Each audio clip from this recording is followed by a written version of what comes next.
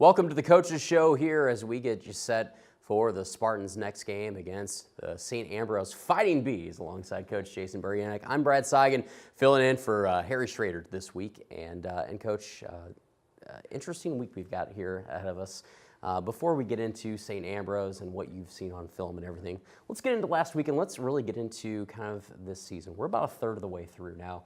I told you some of these questions I was going to ask off air because I want to make sure you're comfortable with these types of questions, and we want to make sure that our fans actually can get a chance to hear some of these answers directly from you. Third of the way in, we're 0-3 right now. Is it time to hit the panic button yet? Yeah, that's a great question. I don't personally think it's time to hit the panic button. Everybody up there is still working hard, doing their job. The thing, as I was even driving down here, that I was thinking about that we've talked to our team about, especially some of the older guys, is we have 55 new faces on this football team this year.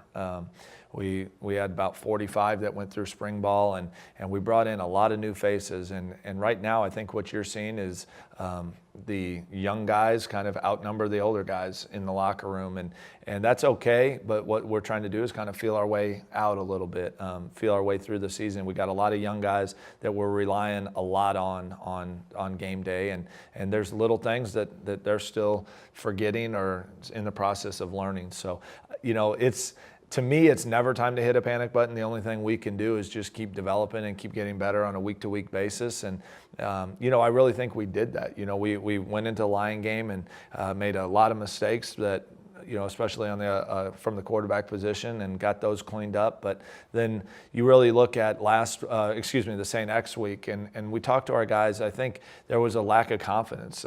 You had some of that immaturity showing up in regards to, can we really compete against a top-ranked team, especially when they're coming off of a win of beating Marion. That was psychologically something that our guys didn't handle well. And then I thought we bounced back pretty well last week. River Falls was a really good team. They had some really talented players on their team, and they do some things defensively that put you in a bind where you got to make plays, and we just didn't make enough of them. We gave up some early in the game defensively, but we're able to get that fixed and really did a good job as that game persisted. So, there's always things that we can work on from week to week. I'd be lying to you if I told you that I thought, looking at the schedule ahead of time, that we would be sitting here 0-3.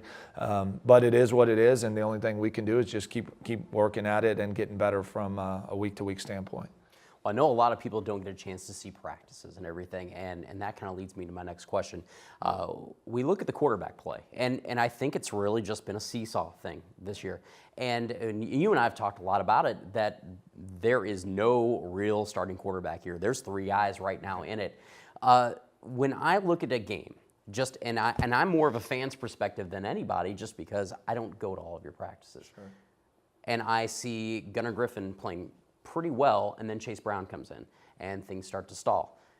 Obviously, you're seeing something different in practice, so tell the fans a little bit about what you're seeing that's different than maybe what you're seeing on game day that's really kind of helping to motivate these decisions.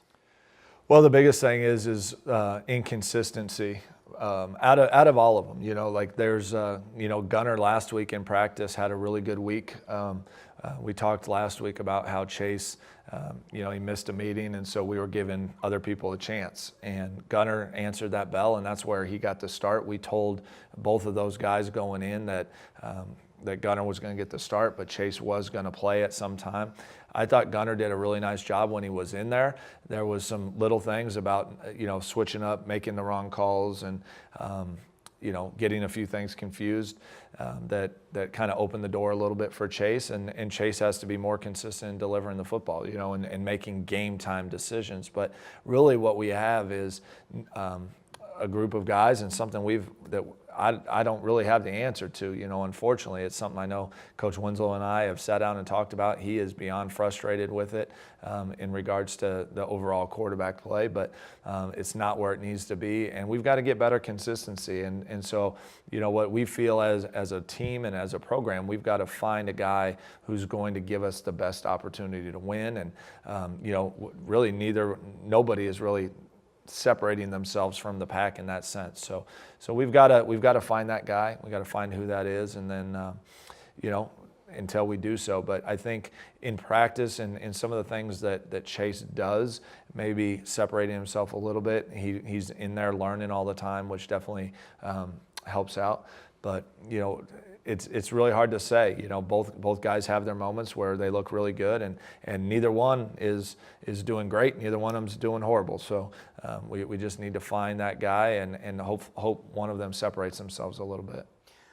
Let's turn a little bit more to some of the things that have really gone well. And I think the thing that really has impressed me a lot is, number one, and something you alluded to a little bit earlier, is that first week, 7 turnovers. Second week, 2 turnovers. Last week, against maybe the toughest opponent you played, 0 turnovers. It was really a nice performance. The offense did a great job, and the Spartan defense played great. But talk a little bit about that turnover battle and how you've made those strides. Yeah, turnovers, obviously, that we've emphasized that since training camp. Turnovers can be something that really tips the scales against you. Every Wednesday, we kind of have themes throughout the week, and every Wednesday is what we call Turnover Wednesday, and it's the goal of the defense to get 3 turnovers in the course of the entire practice, and whatever side loses, if the defense gets 3 turnovers, then the offense has to run, or vice versa. So we really put an emphasis on A, creating turnovers from a defensive standpoint, and B, not giving the ball away from an offensive standpoint. And I can tell you the last 2 weeks, the St. X and this past week, the offense has won on Turnover Wednesdays. They haven't turned the ball over and have done a much better job of that in practice. So it's really a point of emphasis. It's something, that first week was just kind of crazy, some stuff we hadn't seen before. But I think the quarterbacks, the running backs have really done a really good job in emphasizing ball security and making good and better decisions. So that definitely gives us a chance. It's really tough on a defense psychologically when they're out there all the time in a sudden change situation. So we've really improved that. I want to talk about an offensive and a defensive guy. Number one on offense, I want to talk about Johnny Reed. Johnny has been just a revelation this season. He has been outstanding. Every game I've seen him in, he's been consistently getting better. He maybe was our best player on the field last week. I mean, boy, did he do a job. Talk about Johnny Reed. Yeah, I highlighted Johnny in front of the team yesterday when we sat down in our team meeting, because he really has done a great job. And Monday, as I was driving in and listening to the radio, I think they were highlighting Joe Thomas from the Cleveland Browns, who had 10,000 consecutive snaps. And I thought about Johnny a lot when they were talking about this guy, because Johnny has been a 3-year starter now. He's in his 3rd year. I cannot remember a practice that he's missed. I can't remember him sitting out a play in practice for any type of injury. I can't remember any play that he's missed in a game. He has started and played in every game since he stepped on campus. He's been at every practice and played every snap in the practice when the ones were in. The only plays he's missed is occasionally, it happened last week, his helmet popped off and he had to come out because of a rule thing. But he is just the Iron Man. He's the leader on the offensive line, and I couldn't be more proud of a guy. I mean, to think of an offensive lineman who is at every practice, has not missed a snap in a game or a practice in 3 years is remarkable. And he went against a guy in a lot of times they moved him around, number 91 from River Falls, and going into the game, their coaching staff told us that 24 out of 32 NFL teams have been in to talk to him. Some scouts have said that if he's there in the 5th round, they're going to take him. And honestly, when Johnny was matched up against him, he took him one-on-one and really shut him down and forced them to move him back out to the defensive end position, which opened up some things for us as well. So can't say enough. I'm so proud of the guy. He's just a guy who doesn't say much, got a great personality, but every single day he comes to work and does a great job for us. Let's talk about a defensive player now. I love the way Caleb Carver has been playing. I mean, coming in this season, taking over that role as middle linebacker, and he is just flown with it. I mean, he's really been one of your best players on defense game in and game out. Talk about him. Yeah, Caleb's been that guy for us. You're right. He's not 100% in assignment. He's very high in assignments, but the thing that he does is what Coach Bowden talks about all the time is he just flies around and has a nose for the ball. He's going to get there, and he's going to get there and usually make a big play. So that's what we need out of a Mike linebacker. He's kind of got that doesn't care attitude. He's smart. He comes in, he learns, he studies under coach, and I've really seen him flourish this year over last. Especially, he got thrown into the mix as a freshman at Marion when we were on the road after Sean Geary dislocated his knee.